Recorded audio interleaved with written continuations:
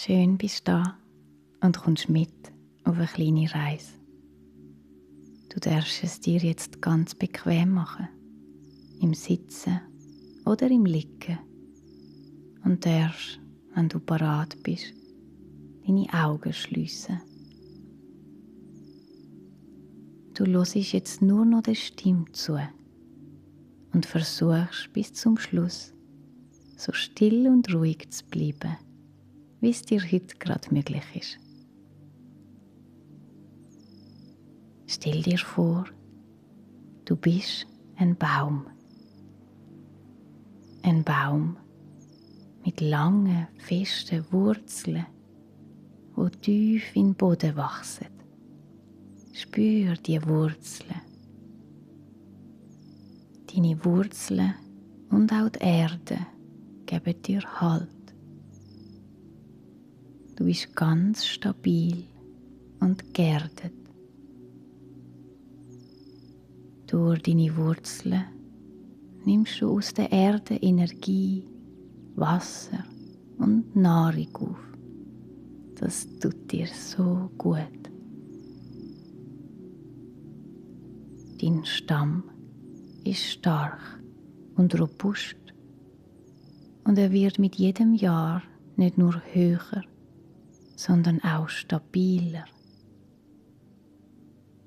Deine Äste und Blätter wachsen am Himmel entgegen. Am Himmel scheint jetzt die goldige Sonne und über deine Blätter strahlt ihr glitzerndes Licht in dich hinein. Du nimmst auch die Wärme von der Sonne in dir auf. Spür die wohlige Wärme in dir. Jetzt tauchen am Himmel Wolken auf und du spürst die ersten Regentropfen auf deiner Baumkrone. Durch den Regen wirst du gewaschen. Spür, wie das Wasser von den Blättern an deinen Ästen und an deinem Stamm nach abläuft und dich so von oben bis unten reinigt. Das Wasser versickert im Boden und deine Wurzeln freuen sich auch darüber. Dann kommt ein sanfter Wind auf und du bewegst dich mit dem Wind hin und her, hin und her. An deinen Ästen wachsen jetzt Blüten. Schau mal an, welche Farbe deine Blüten haben. Und schmück den Duft von deinen Blüten. Es wachsen auch Früchte an dir. Schau, was für Früchte an dir dran sind. Schau, wie viele Früchte du trägst.